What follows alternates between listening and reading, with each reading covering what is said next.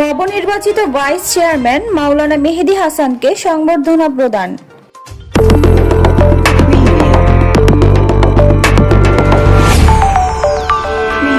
Nurnagar news, সময়ের সাথে সত্যের পথে। ব্রাহ্মণবাড়িয়ার নবীনগর উপজেলা পরিষদের নবনির্বাচিত ভাইস চেয়ারম্যান মাওলানা মেহেদী হাসানকে সংবর্ধনা দেওয়া হয়েছে।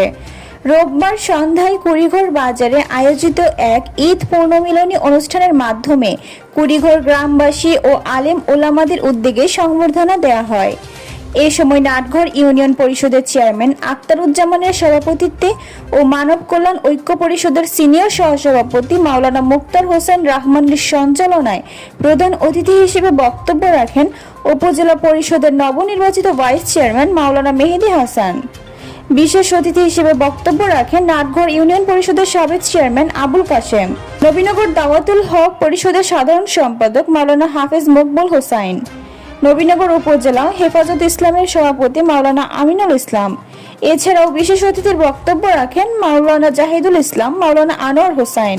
গ্রামের গণ্যমান্য ব্যক্তিবর্গের মধ্যে উপস্থিত ছিলেন মাওলানা আবুল কালাম, হানিফ সর্দার, নাজির সর্দার, শামীম সর্দার, জাকির সর্দার, খোকন মেম্বার, রশিদ সর্দার, খোরশেদ আলম ভুইয়া, আশরাফ আলী জিহাদি, মাওলানা আবদুল্লাহ আল কাশেমি, মুফতি হোসাইন আহমদ, মাওলানা সুলতান আহমেদ মাকবুলি, ওসমান গনি, মাওলানা নুরে আলম আনসারি, মুক্তার হোসেন সিরাজি, হাফিজ মাওলানা সফিউল্লাহ, হাফিজ শাহ আলম সহ এলাকার গণ্যমান্য ব্যক্তিবর্গরা।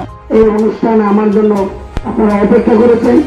আসলে আমি বারবার চেয়েছিলাম যেন আক্তার ভাইকে আমাদের চেয়ারম্যান ফোন করেছিল যেন প্রোগ্রামটা যেন আগামীকাল করা হয়।